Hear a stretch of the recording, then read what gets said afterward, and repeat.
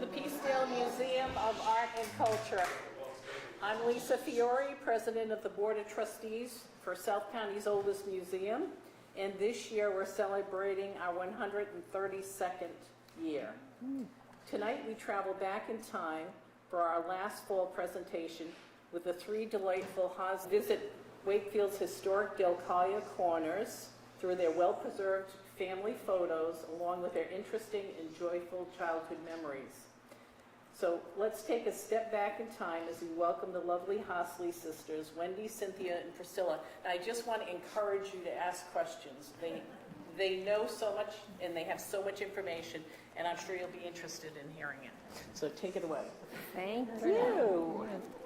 Well, we are the Hosley girls, Cynthia, Priscilla, and Wendy, and we have a brother, David, and had a sister, Christine, who has passed. Family photo. Right. Our story is about the Dale Carlia House, also known as Twin Chimneys, Dale Carlia Corner, the Holly family, and our history behind it. How many of you, with raising your hands, know where Dale Carlia House stood? Okay, yes. Okay. Anyway, the information that we have, most of what has been passed down to us came from our mom, Audrey Holly, and our cousin Shirley Holly Southwick, and mom's brother, Phil Holly. And you can see that just a corner of Twin Chimneys in the background.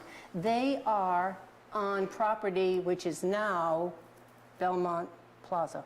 That's where these little kids are. Looking across Main Street to where Twin Chimneys stood. And those are signs along the road. And over here is Kingstown Road. And you can tell there's a bit of a hill there. And a huge elm tree. And an elm tree. And over here would be, whoops, where's my clicker? Okay, over here would be Old Mountain Field in the background. Okay, so this is all the lawn. Down below is Main Street and the three cousins, the Hollies. Well, most of the information came from our mom, from Cousin Shirley, and from Uncle Phil. And we also have lost SK by the Pettaquamscut Society, and images of Wakefield and by Betty Cotter. And there's loads of pictures in here from either Sue Holly's father, Uncle Phil, or our cousin Shirley Southwick, or our mom, Audrey Holly Hosley.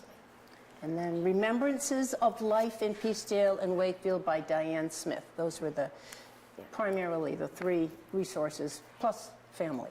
And we'll be reading one excerpt from here that your dad talks about the ice company and his jobs. Well, let's begin with the house. The records are unclear, but the history indicates the house was probably built in the 1690s. It was possibly the oldest house in the South Kingstown, Narragansett section of the Pettaquamscut Purchase. So you realize this house was built before the Revolutionary War, the Civil War, the Great War, and was standing during World War II. Now in the picture, this is our great-grandfather, and that's George Holly.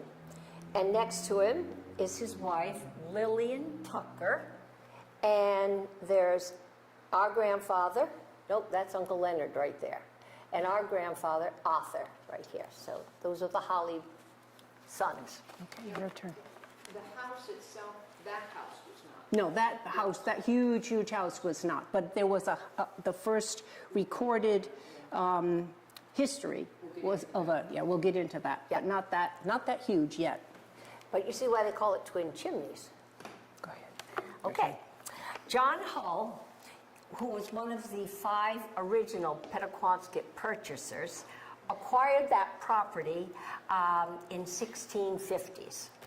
Now, a man by the name of Sam Sewell purchased it in 1704, and 10 years later, is when a deed shows that a Nathaniel Niles was the owner. And this was the first recorded deed referring to a house. Now, it probably wasn't that one, but a house that was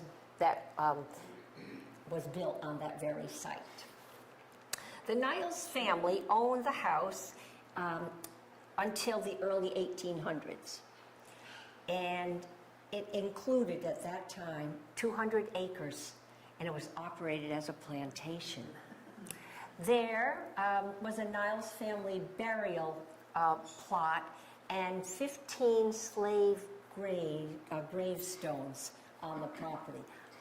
I don't know if those were moved. That's unknown to us, but Haven't found anything? No. yeah. Jay, the archaeologist, know anything about that? I know it's there. You know it's there, okay. To the best of my knowledge, no, we don't know where it was, if it was ever relocated. Okay, so if you want to do this. It was sold to Rowland Hazard in 1819, and he called it the Dale Carlia House because it reminded him of a region in Switzerland that he had loved, Sweden. He had loved. It had been previously known as the Judge Jeremiah Niles House, the Johnny Cake House, and the Hazard House. And Rowland lived there until 1829. His son William stayed until 1832. And a few years later, it was turned over to Rowland's daughters. One of the daughters, named Anna, formed the Anna Hazard Land Company. And that's who our great-grandfather George bought the property from in 1913. So that's how we came to be connected to the Dale Carlia House, Twin Chimneys. And that's our grandfather. Go. Wow, 87, right. So this is our great grandfather, George Holly, and he grew up in the Curtis Corner area. He married Lillian Elnora Tucker, and she was from Tuckertown, so they weren't too far apart. Hi, Brad. I'm an outsider. My family moved here in the 60s, but we were able to buy land, and it's been preserved now out there. Off on Curtis Corner. Curtis Corner. And on there is the most gorgeous Holly family cemetery that you would ever, the stone that's in there, the carvings, the prayers, everything. And their mom would walk through from Tuckertown through the woods there and end up coming down the driveway by the Little Ridge family, for lack of a better way to explain it. And it was beautiful then, and it was the neat thing was it always was being preserved. The people that lived there, even in those days, had reverence for the stone walls and the fields and so forth. It wasn't, let's dig it up and make home lives. So, I'm sorry. No, that's okay. fine. Thank you. I understand. Lillian and George had two sons. One was Leonard Holly and Arthur Tucker. And Arthur Tucker Holly was our grandfather. Both graduated from Rhode Island State College, one in 1915 and one in 1919. And that house that they,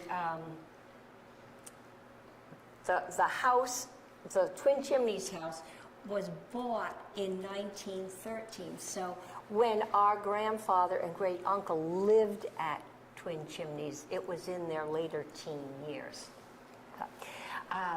They started out, this couple lived at Broad Rock Farm. And that is Grandpa and that's Arthur, our grandfather, and Leonard, his brother, and there's George and Lillian. Now, George was the foreman. The land was owned, the farmer's land owned by the Hazard family.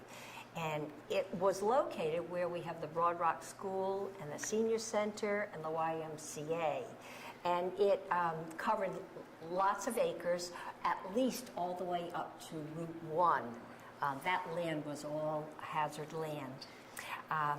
The stone walls are still visible today on Broad Rock Road. You can see them. They probably were pasture lands, plus the stone walls are made from all the stones that they dig up as they farm. The farm was home of 120 Guernsey and Holstein cows. Eggs, milk, and cream were also delivered from the farm. And there's a milk wagon, and it does say on there Broad Rock Farm. And it says the milkman poses with his horse and wagon. As late as 1935, the farm sold grade A raw milk.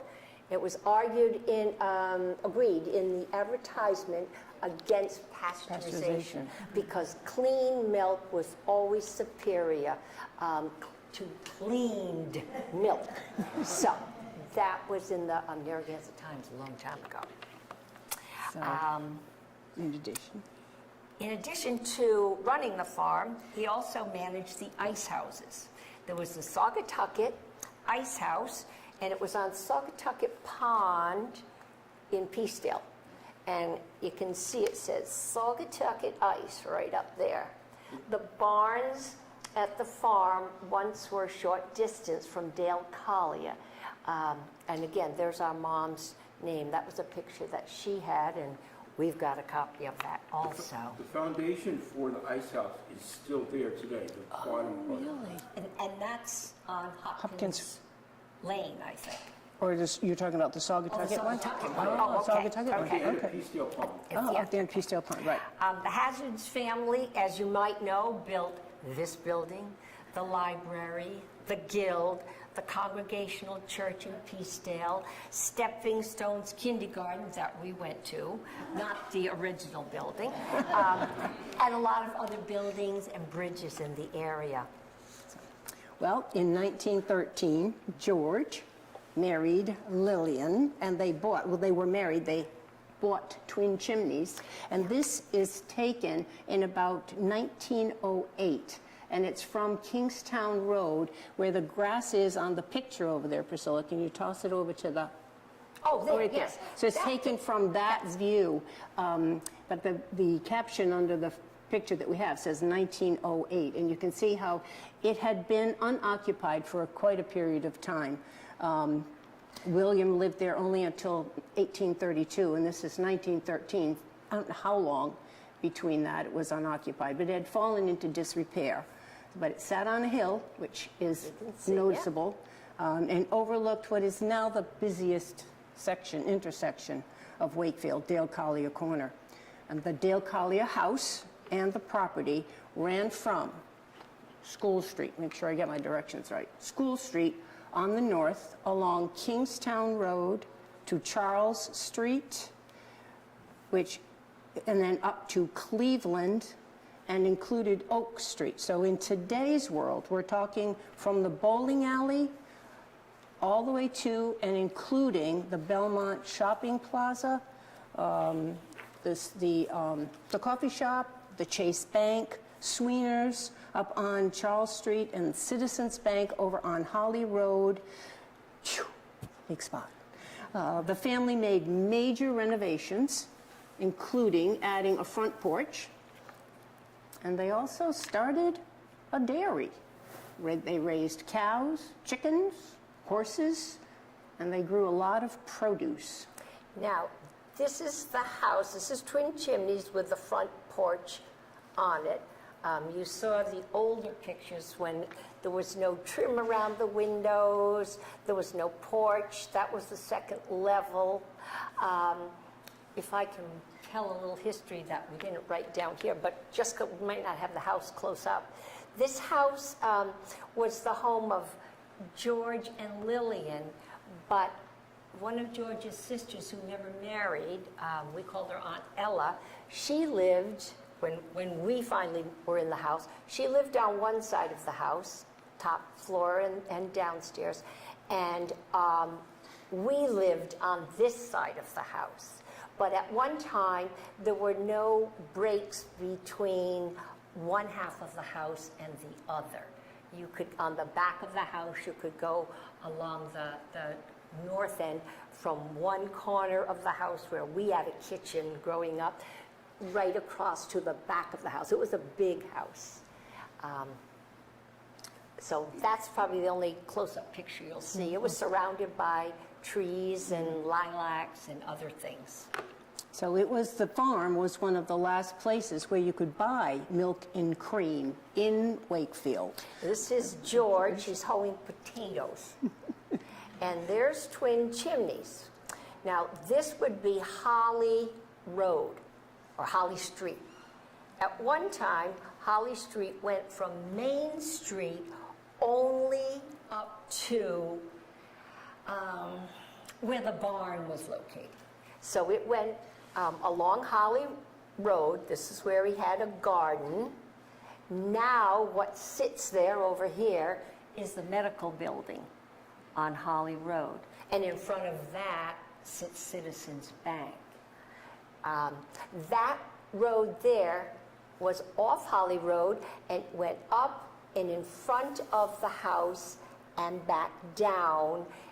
It ran into what we call Dale Carlia Street or Dale Carlia Road. Dale Carlia Street, I think it is, yeah. and that divides where CVS and Job Lot are. There's a little side street right there. That's what Holly Road would connect to that.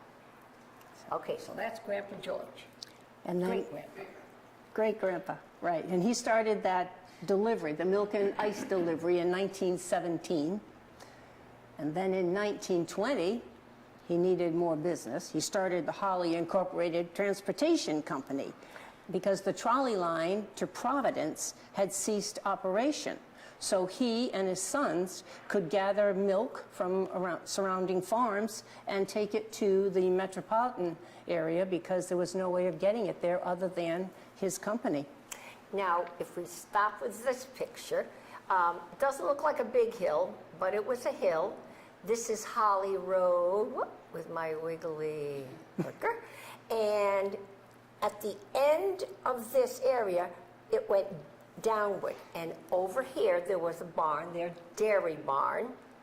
And east of that, in line with that, was John Deere, Howard Johnson's shop. And that stuck out onto Kingstown Road. So we, as children, would walk past this garage, down the hill, across to the little dairy barn.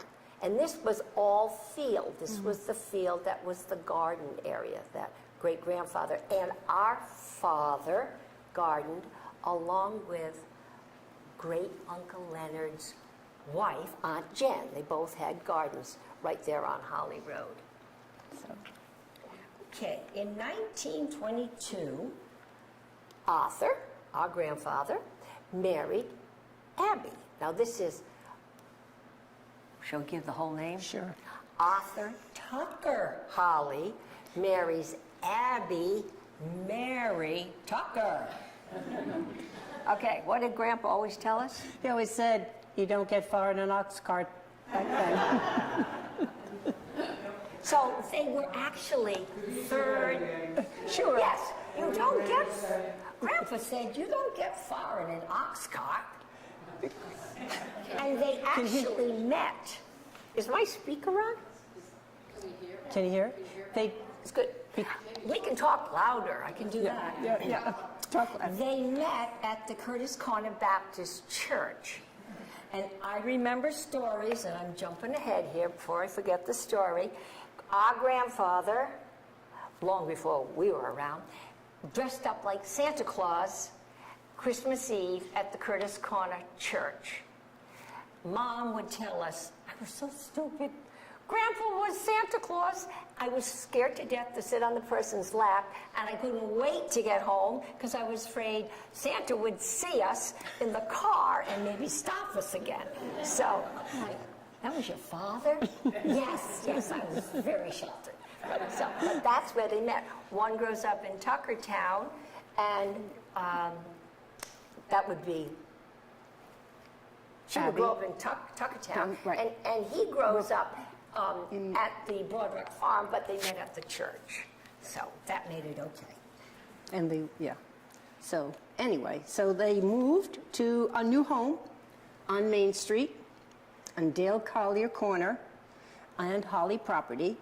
The house was a wedding gift from his parents, from Arthur's parents, and they moved it from Kingstown Road, not very far up the road here, near the Oaks. And it faced Twin Chimneys. That's the front of the house, and it would be facing Twin Chimneys with the porch.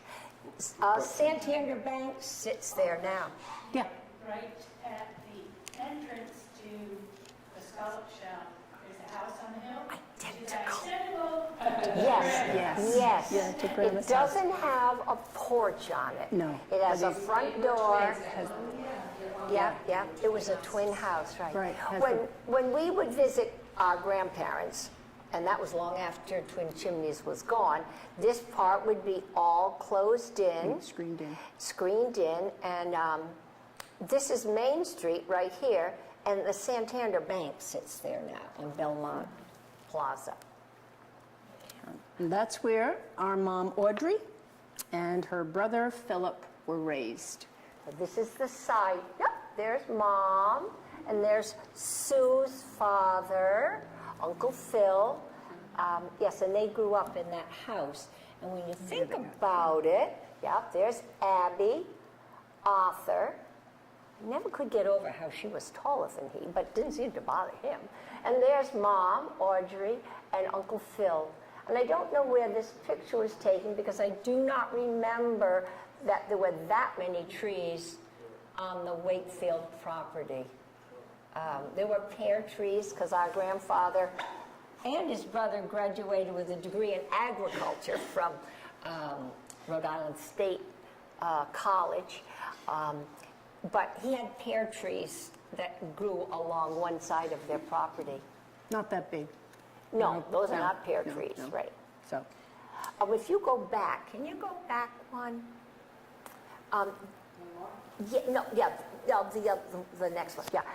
So here we have the snow across the street. You can imagine there's nothing but fields all the way up the hill to the front of Twin Chimneys. So Phil and Audrey would leave their house, cross Main Street, which wasn't very busy, run across the fields up to visit their grandparents at Twin Chimneys, Dale Carlia House. So they were never very far apart. In 1946, our mom, Audrey, married our dad, Roscoe Hosley, and he came to South County by way of the Army. He was stationed for a while at Fort Kearny in Narragansett, and we learned just a month or so ago from Brian Wallen, okay, he made a presentation that Fort Kearny in 1946 became a POW camp. German prisoners were stationed at Fort Kearny. Narragansett, South County people were not to know. You can imagine how upset that would be to think that your son and family are in Germany or fighting somewhere, and now we are housing selected POWs. And there were no guns used on that prison area. The prisoners, as we were told, were not allowed to leave the premises. This flagpole, this is the site of the original flagpole. There's our dad standing there at Fort Kearny. There is a flagpole there now, but Brian did tell us that it has now been replaced with a new one, but in the same place. And that's the oceanography school. That's where Fort Kearny was. GSO, Yeah. That's where it was built. Yeah. They moved to Twin Chimneys, and we'll go one back, I think. Yeah, our mom was a registered nurse, and she had finished nursing school, and her grandfather wasn't well. Our grandmother had died, great-grandmother had died, and we all moved. We were born there. There's Cynthia in the middle. That's myself and Christine. Now, this is another picture with Mom and Dad, and on the back of it, it said, 8 years already? They look bush, or only 8 years. That was it. Yeah. And that couch, the bottom flipped up, and there were lino trains underneath. I remember that. And there we are with little Christine in the middle. She's the one of our sisters who has passed. Mom and Dad went on for many more years. They had 63 total before they got through, so 8 years was just a drop in the bucket. But anyway, so that's where we were. So let's tell some of our memories. Some of tales. living there, some tales, yes. Yes. Holly's owned the property, as we said, past Main Street, Dale Carlia Corner, where Belmont's is. But every summer, and as far back as one of our Shirley would talk about, a carnival came to Wakefield, and they rented Holly property, and the carnival sat at the corner of the parking lot where CVS is, where all that extra parking is. And we got to sleep out. Bank of America, I think that's where it was set up. Bank of America, I think that's where it was set up later on, as time went on. Another story? Oh, we slid down that hill, Yeah. especially in the fall when the grass was dry, on cardboard. And we didn't have to worry about many vehicles on the road because there just weren't that many. Yeah. But it doesn't look big probably now, but it was really big to us when we were little. And it was a lot of fun. And that's Kingstown Road right there. Oh, and no parking, I think it says. Not that anybody was there to park. Okay. We would visit the cow barn, and the man that took care of the cows, we just knew him as Stubby. I just remember that. He wore those white and blue overalls and a little, like a milk hat that was white and blue. And the farm was down below there. And next to it was the John Deere Howard Johnson's plant. And Russell Johnson, who is probably 96 or something, he was a good friend of your father's, Uncle Phil, and a good friend of our mom. So he would grab milk there, he'd come up to visit us, and I can remember us saying, "Oh, here comes our boyfriend, Russell." And Mother would look at us and go, "That's your friend boy, Russell." Okay, friend boy's here to visit. Later, Russell and his family built a house and moved to Ministerial Road, across the street from where we moved after Twin Chimneys. And we babysat for Russell's 3 sons just across the street. So, like, the circle goes around. But we'd spend time in Dad's garden, and as Priscilla said before, that's where the medical building on Holly Road is now. It was a huge garden, huge garden. And well below the house were lilacs, and they would come out in May, and I just can remember saying, "The lilacs are out, Mom, is it my birthday?" Because my birthday was in May, so she'd say, "Yep, your birthday's coming." Yeah. We had a great Aunt Ella. Oh, there's Cynthia. Yeah, she had a pet chicken. Yeah. And you can see, this is in front. This is facing Main Street. It's just trees and I think that's a beehive up there, down there. Our grandmother, our great aunt Ella, who was sister to George, she would make cottage cheese. And I can remember sitting there with her on that front porch, whipping up the cottage cheese. It was kind of an off-white color, and it squeaked when I would bite on it. I can remember that. It had kind of a squeaky sound. I don't remember salt being added, I'm not sure, but I can remember sitting there and doing that. And then if we weren't making cottage cheese, she was a great collector of the National Geographic, so we saw all kinds of pictures from all over the world, and that would be an entertainment. She also made our doll clothes. She happened to be the seamstress for Mrs. Bacon, who was Caroline Hazard's sister. So she was a great seamstress, and we always had the best doll We did, clothes. we did. And she made great lemonade, and we'd sit under that huge elm tree that you saw in the other picture, drinking that refreshing beverage in the summertime. And then the three of us had measles all at the same time, Priscilla and Christine and myself. And we slept on those cots that we used in the summertime in the living room. And Dad, having been a medic in the Army, would keep us covered with lotion to keep the itch and whatnot down. And then on the back porch, there was this awful-looking thing called a ringer washing machine, which we weren't allowed to get too close to. Right? So, right. There was farm equipment, whole farm equipment scattered around, and we would take turns being the patient or the dentist. And we'd be sitting there, I just remember mouth open, and we probably had sticks to push in each other's mouths. We were little. It was fun. Yeah. Other than that, The stone steps yeah. going down to the earthen basement that was very dark and damp, and that wasn't a place that we went willingly, if at all. So, In 1957, our grandfather and Leonard sold the property where Dale Carlia House stood. It was sold to the Roger Williams Savings Bank and Loan Company, and that property is where CVS now stands.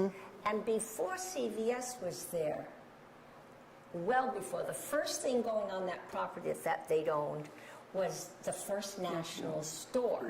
And yes, no, that's right, it was the job lot, Yankee Travel, that's what I should have said, Yankee Travel. right. Yankee Travel was. Yeah, right. But after Roger Williams Bank, it became, or Old Colony, there was a whole bunch of banks before it became the Travel Lease. Right. But prior to that, they had sold the property from Dale Carlia Street to Main Street, and that's where the First National was. I don't ever remember the First National store, but in the town hall, at the tax collector's office, there's a picture of Twin Chimneys on the hill with all the white trim and the nice porch, and in front of it is the First National store. So, like I said, we don't remember the First National being there, but it had to be there because when we moved out of the house went down in a year after. Our dad, he was hired to demolish the house. Dad was a carpenter, and he said that under the high roof of the Twin Chimneys, there was a salt box type of a roof that was probably the house that was first built there. And there was an old massive stone fireplace base that they couldn't break. It was made out of oyster shells, and it had to be towed or pushed into the bog that would be below the hill, out near where Washington Trust Bank and the barn used to be. That was all swampy there. And Sue can recall as a kid skating on, because she grew up at Uncle Phil's house, or Dad's house, which was right at the end of Oak Street, School and Oak Street. It just got sold. Just got sold. Yeah. Okay, so the chimney couldn't be broken, the house and the hill were gone. And 20,000 yards of earth, gravel, or whatever were removed from there. And lastly, job lot sat on the spot where it is. And this was their business on the other side of the road. This was Holly's Incorporated. And Cynthia, why don't you read about that? Sure. In 1920, they had the milk and the ice delivery going. And then in 1937, they started, Arthur and Leonard started Holly's Incorporated, which became a moving, storage, a school bus, and general trucking firm. their primary location was in Dale Carlia Corner, where all the trucks and whatnot are, currently occupied by the Belmont Shopping Plaza.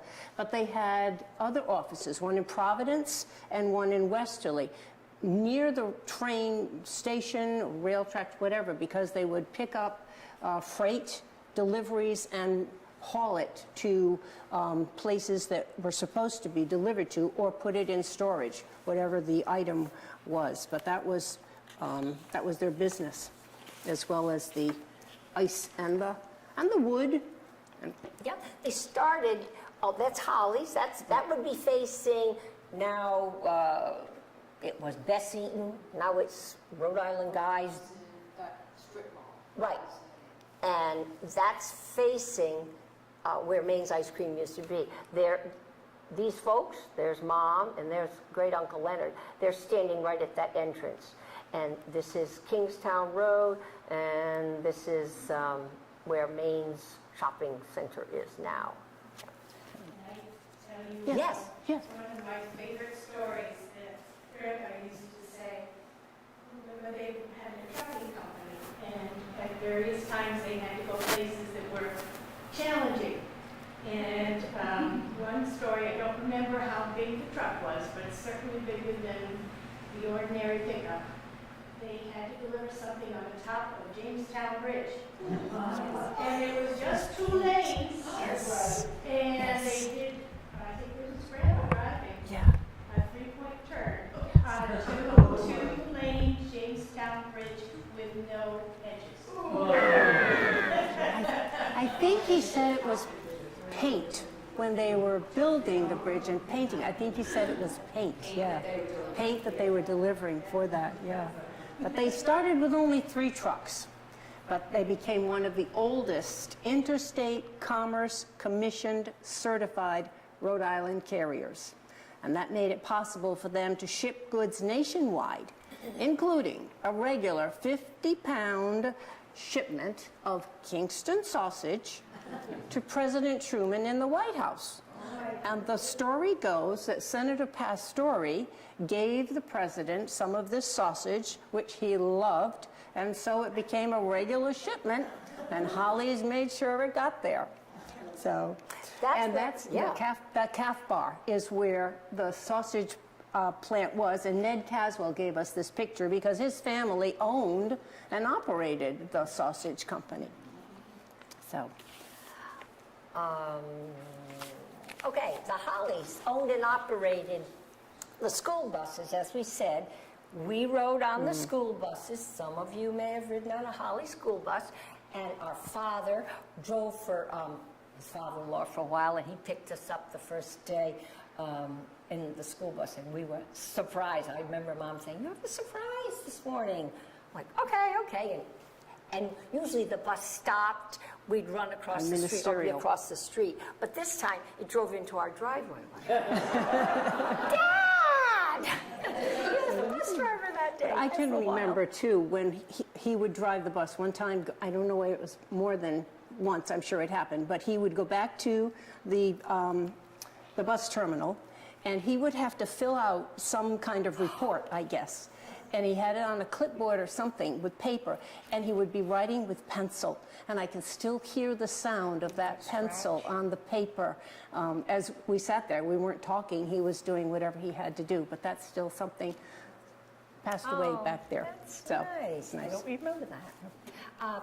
They also had 3 ice houses. One was on Hopkins Lane in Peacedale, and it says, "A view of ice harvesting at Peacedale Pond by the Holly Ink and Transportation Company." And I can't read what it says.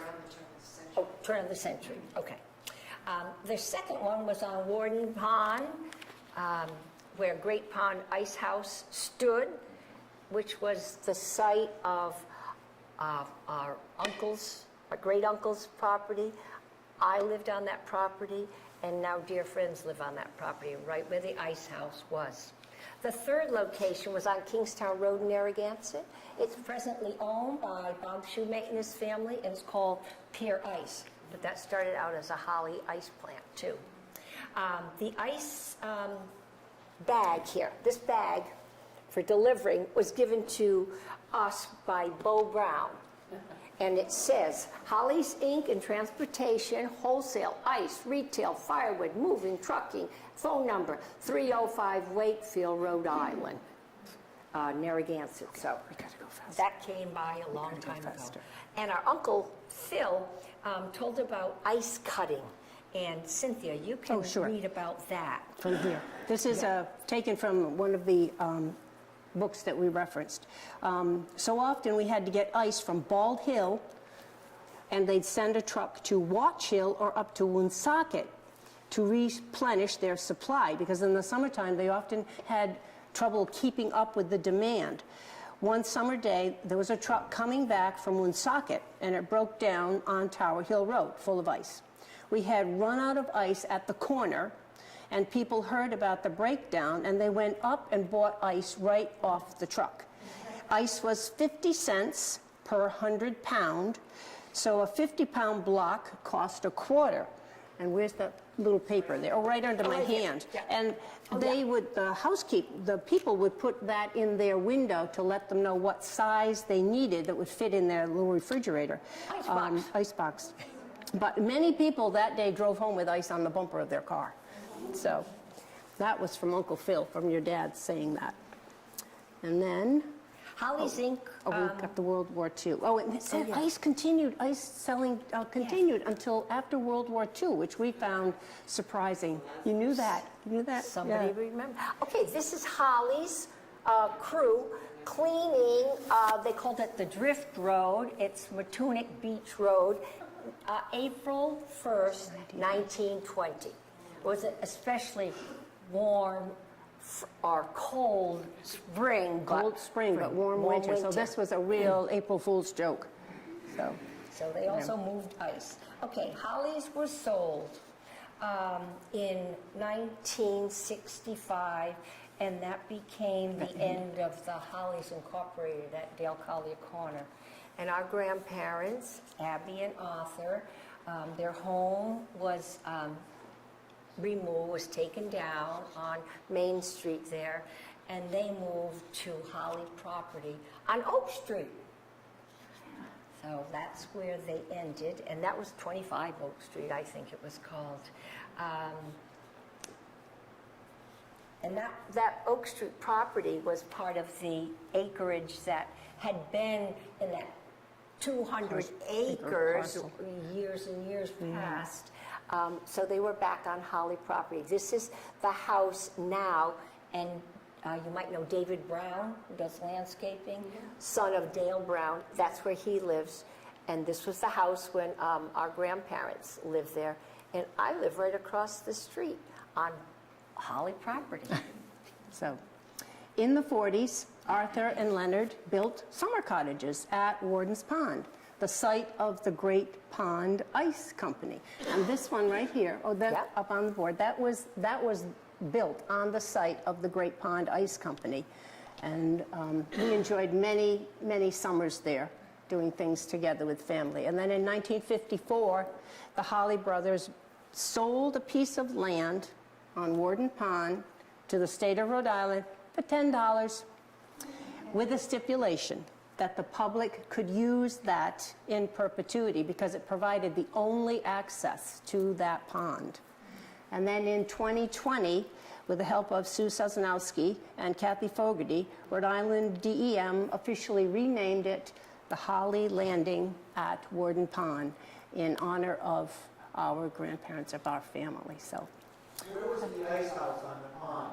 I live in Tuckertown. Okay, this is, you go down the driveway. The driveway is just past, is it the Lowndes' property? It's just just past it.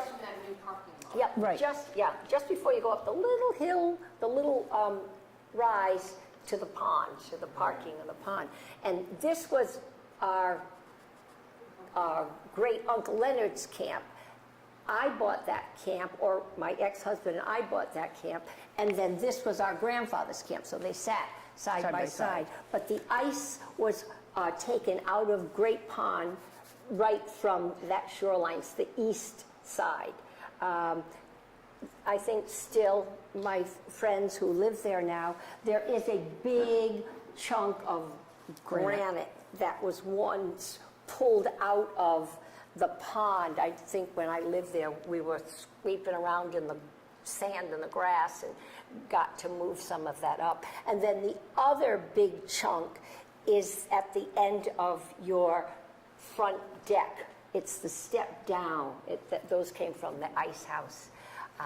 And Mom would say, and I don't know how true the story was, but when they would be harvesting, pulling ice out of there, she said, the team of horses, according to her grandfather, the team of horses always knew it was the last load of ice they were going to haul, and they wouldn't budge until the guys gave them a shot of whiskey. And then they moved, and then the guys probably went, one for me, one for you, one for the horse, and one for that horse. Okay, boys, we're out of here. But that's where the ice house was on Great Pond. That's what it used to be called, Great Pond, but it was wardened to us. Yeah, so. Yeah, thank you for attending. If you have questions and Or comments? comments, yes. When you mentioned Jeremiah Niles, Yes. I do see that there's a Jeremiah Niles pot-up lot that was moved to Riverside Cemetery. Oh, And so I think his mother was a potter. Okay, so that must be why it says pot-up. Okay, yeah, okay. And then there's another Niles lot, an old Niles family lot on Kingstown Road, but I don't know where on Kingstown. Oh, thank you, Julie. Yeah. And that's actually historical, the National Historical Society for the South Kingstown Historical Cemeteries. This was wonderful to share, but we have one regret, that we didn't ask enough questions of our mom and dad and great uncle. I don't know if that's true of all generations, but we said, only if we'd asked, only if we asked. We don't know. How come we didn't ask? But time went. And we're the last generation, yes, of the Hollies. So. Yeah. Your mom, I had the pleasure of knowing her well. She was such a wealth of information, and readily would Share it. love to share it. Yeah. So, thank you. Take Yes. time to Thank you. look around. We got lots of things that say Hollies.